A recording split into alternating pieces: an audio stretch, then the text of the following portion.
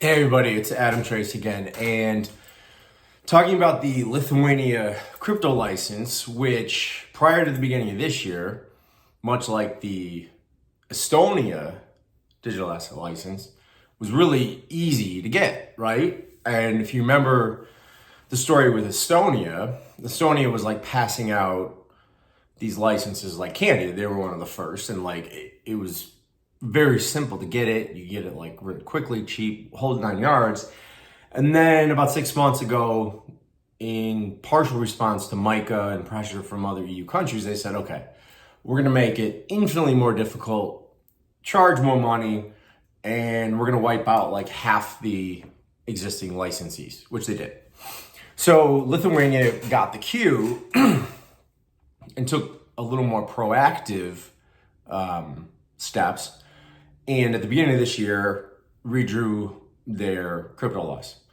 And so there's some primary differences, and it's still a strong license, but there's some differences that you'll find that you may not find elsewhere. Number one, instead of the minimum capital being 2,500 euros, now it's 125,000 euros, which, as I mentioned with all these licenses, you have to show it, but it's not a deposit, it's not blocked capital. What you do with it after you prove that you had it at one point in time is sort of goes into the ether.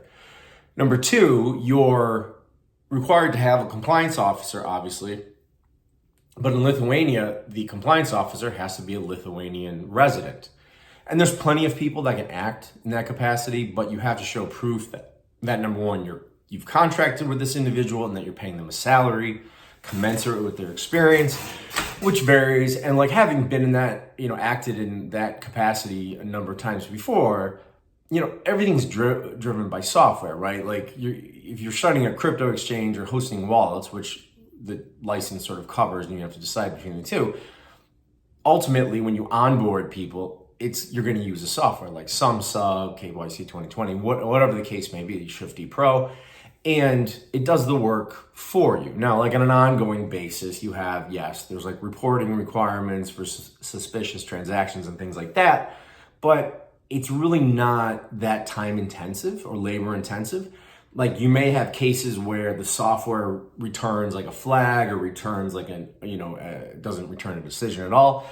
And then you have to do some digging, but like on an ongoing basis for something like this, like a retail crypto platform, it's really not a lot of work. And there's a lot of people in my experience who are saying, okay, I want 200,000 or the equivalent of 200,000 US a year to act as a compliance officer.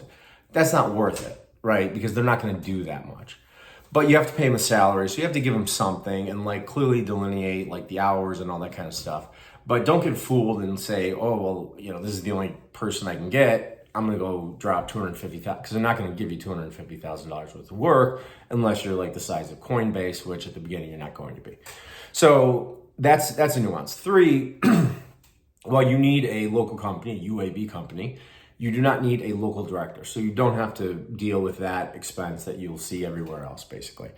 As far as like the application process, it's the same as what you're going to find, like copies of AML, KYC, business plan, extensive KYC on the UBOs, officers, directors, what have you, and then the application framework itself, which isn't too bad. And in most cases, if you have everything done, and I would encourage, not to kind of go it alone, work with somebody, you can get it done fairly quickly. Like 3 months is fair when you consider the lead up time to prepare everything.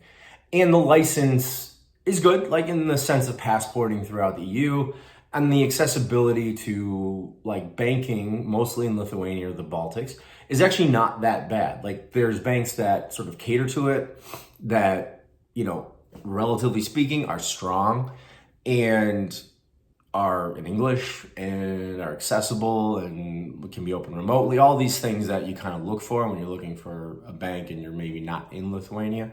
And like that makes it a feasible kind of license to really work around with. So, if you're looking for that footprint, right, and I compare it to Estonia because Lithuania sort of modeled Estonia and then broke away, it's far more, in my opinion, preferable to get the license in Lithuania versus Estonia.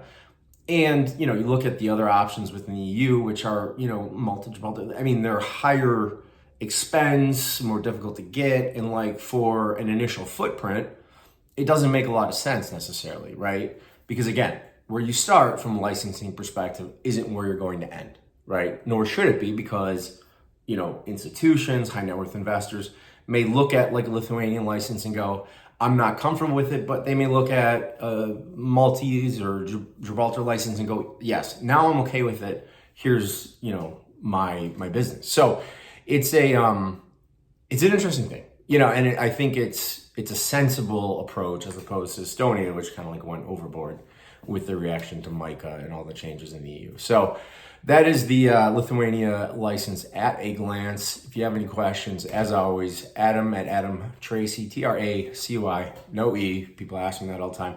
Hit me up, ask me any questions. Happy to answer them. And I'll talk to you next time. Cheers.